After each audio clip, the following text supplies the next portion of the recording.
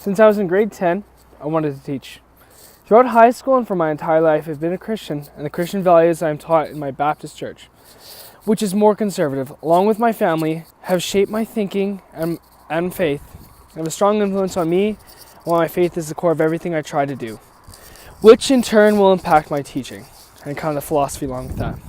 I believe that the Bible is completely true, and that I need to be saved through Jesus. Even last year, I took a year off of university to go to Miller College of the Bible to strengthen my faith further. I've been thinking a lot recently about why our thinking matters. In other words, what is the right way to think? Asking questions like, why do I think that way? Or how does our thinking change? This is the water that moves under the stream. In cobble beds and old sandbars, it edges up to the slope to the forest, wide unseen river that flows beneath the eddy and the splash. That's from Kimmer. I think this quote can be related to my thinking because, just like the water, my thinking encompasses everything I do. With this being said, I have noticed that I often will change to the people around me and think the way they do.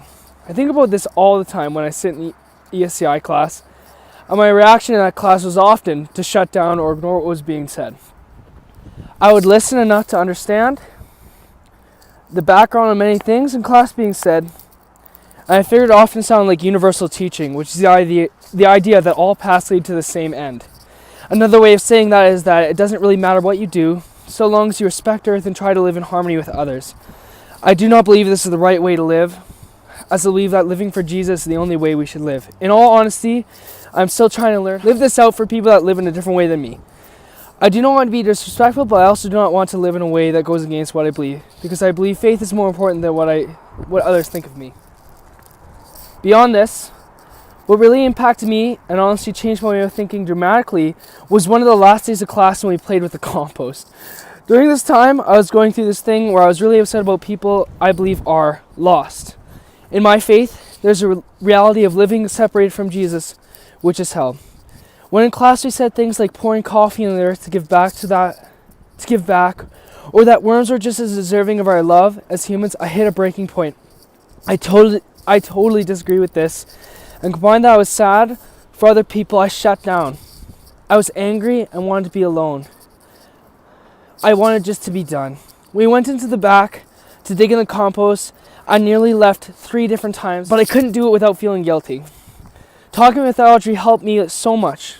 We talked about faith and spirituality and what the class was all about. In the end, I was able to agree with her to sit and listen and be open-minded and participate in what I was comfortable with. I realized after this semester that I should have been having these conversations the entire time. Another quote by Kimmer says, "Here in the rainforest, I don't want to be just a bystander in the rain, passive and protected. I want to be part of the downpour, to be soaked along with the dark hummus that splashes underfoot." I should have been totally invested in this class from the beginning. In the end, the blogging helped me in my thinking. It helped me to work out difficult and conflicting thoughts and views I was having, but really helped me learn was being pushed out of my comfort zone, which happened after I was done the blogs. I want to note the way the story is told. It has issues because it only has one voice. I have bias and a different upbringing than everyone listening to this.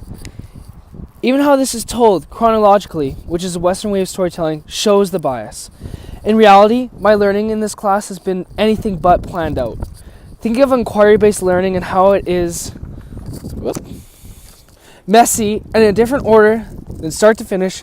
My experience in class have taught me how learning is much more lateral and across all areas of life. So, this place is really important to me. I grew up in this area. I've walked this path hundreds of times. I used to deliver papers over here. But this class taught me that this trail, this area, used to not belong to anyone. It actually used to belong to people who would call this home. You know, even before me, it would have been a wilderness, but there's an issue with that too, and I guess this class really pointed that out for me. So, I'm realizing that the ending to my learning in this class does not finish, but continues into my life, which is why this video does not have a perfect conclusion. Either way, I'm excited to learn about my thoughts and how I can learn to embody equal literacy as I go into the summer. Another note on this walk, it's really uncomfortable and weird, and it's kind of out of my comfort zone because it's 1 a.m. and it's cold and my hands are very cold. Uh, but I think that's what makes things like this meaningful, is because it's not normal. It's kind of out of the normal. Just like playing in the compost in class, how it's out of the normal. It ended up pushing me to a point where I learned the most in that moment, in that entire semester, was in that time when I felt uncomfortable. So just like how this walk is really uncomfortable, I think times like that, when we're uncomfortable and out of our comfort zone, is when we learn.